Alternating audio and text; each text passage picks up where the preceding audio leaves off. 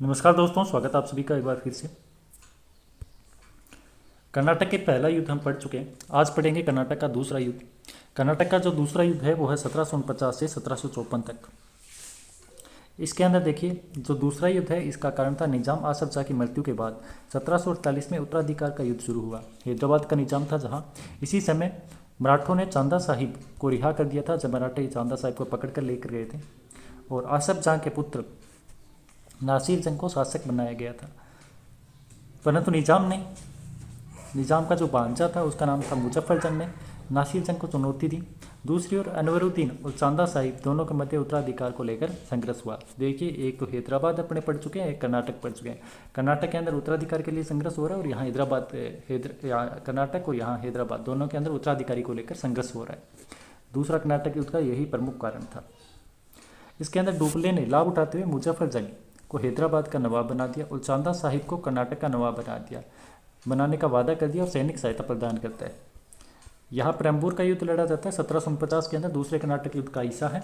Dupleix चांदा साहिब को मुजफ्फर जंग से इस युद्ध में अनवरुद्दीन को पराजित करके मार डालते हैं। डुप्ले, चांदा साहिब और मुजफ्फर जंग तीनों मिलते हैं और तीनों मिलकर किसको मार देते हैं? अनवरुद्दीन को। अब तीनों जब मिल जाएंगे तो अनवरुद्दीन तो मरना ही था। अनवरुद्दीन का पुत्र था मोहम्मद अली, जो त्रिचिन्नापल्ली के दुर्ग के अंदर शरण लेता है, ये ध्यान रखना। अनवरुद्दीन का पुत्र है, त्रिचिन्नापल्ली में मोहम्मद अली शरण लेता है और चांदा साहिब ने शेष कर्नाटक पर अधिकार करके अरकाट को अपनी राजधानी बना लिया। चांदा साहिब ने डुप्ले को 80 गांव प्रदान किए। डुप्ले ने चांदा साहिब को त्रिचिन्नापल्ली का घेरा लगाने को कहा। अब फ्रांसीसियों ने बढ़ती हुई शक्ति को देखकर अंग्रेजों ने नासिर जंग का साथ दिया। अब मुजफ्फर जंग का शुभ साथ कौन दे रहे थे? हैदराबाद के निजाम के लिए फ्रांसीसी, और नासिर जंग का साथ कौन दे रहे? अंग्रेज।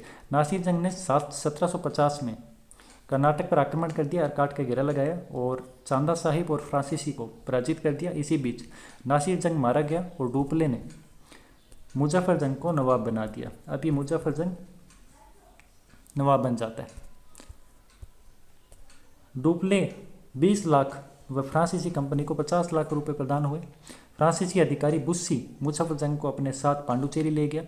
पठानों ने मुजफ्फर जंग की हत्या कर दी, अतः बुस्सी ने निजाम के दूसरे पुत्र सलावत जंग को निजाम बना दिया। काफ़ी इसके अंदर हत्याएं हुई है, ध्यान रखना। दूसरे कर्नाटक युद्ध में त्रिचिन्नापल्ली से अंग्रेज मोहम्मद अली को वापस लाना चाहते थे, अतः अंग्रेजों ने मराठों के सहयोग से अरकाट पर आक्रमण किया और चांदा साहिब ने त्रिचिन्नापल्ली से अपनी सेना हटा ली। तंजौर के राजा ने चांदा साहिब की हत्या कर दी और मोहम्मद अली को कर्नाटक का नवाब बना दिया। ये पूरा जो टॉपिक है वो ध्यान से 2-3 बार आप वीडियो देख लेना, समझ आ जाएगा। पहले मैं समझा चुका हूँ कर्नाटक के पहले वाला जो वीडियो उसके अंदर कौन कहाँ पर है।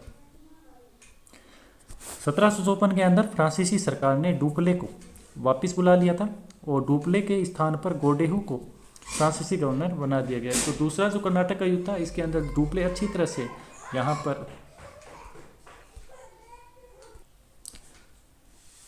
दूसरे कर्नाटक युद्ध के अंदर डुप्ले अच्छा प्रतिनिधित्व कर रहा था फ्रांसीसियों का, लेकिन बीच के अंदर बुला लेते हैं तो सारी गड़बड़ होती है, फ्रांसीसी कमजोर हो जाते हैं।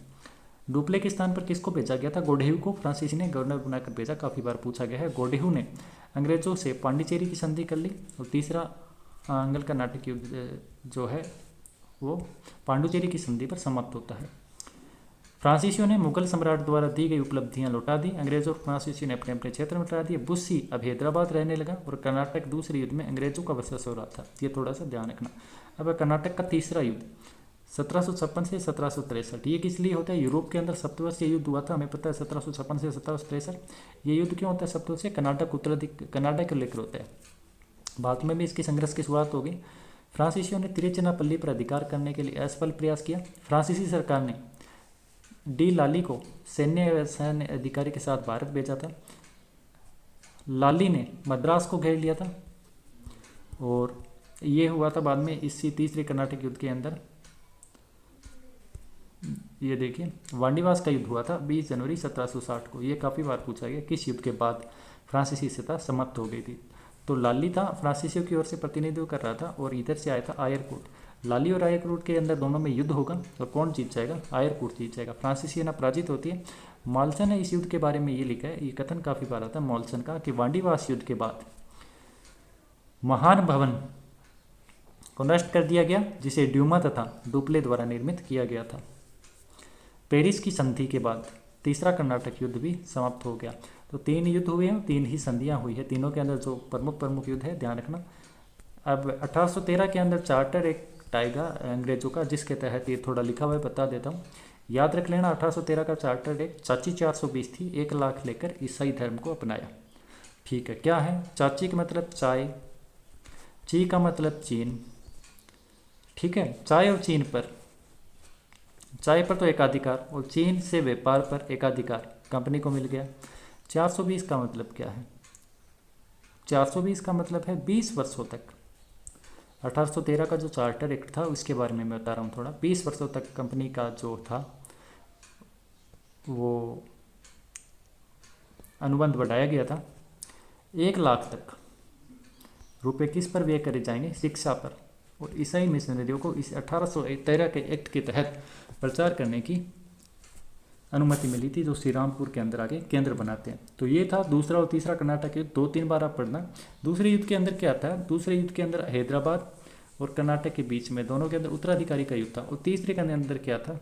तीसरे के अंदर हैदराबाद का कोई ज़्यादा रोल नहीं था। तीसरे के अंदर सिर्फ सामने होंगे अंग्रेज और फ्रांसीसी, और वांडीवास का युद्ध हो जाएगा। ये किस लिए हुआ था? सप्तवर्षीय युद्ध के लिए हुआ था। तो धन्यवाद दोस्तों, ये कर्नाटक के युद्ध पूरे हो गए और जल्द ही मैं आपको 1857 की क्रांति के वीडियो बनाकर बता दूंगा।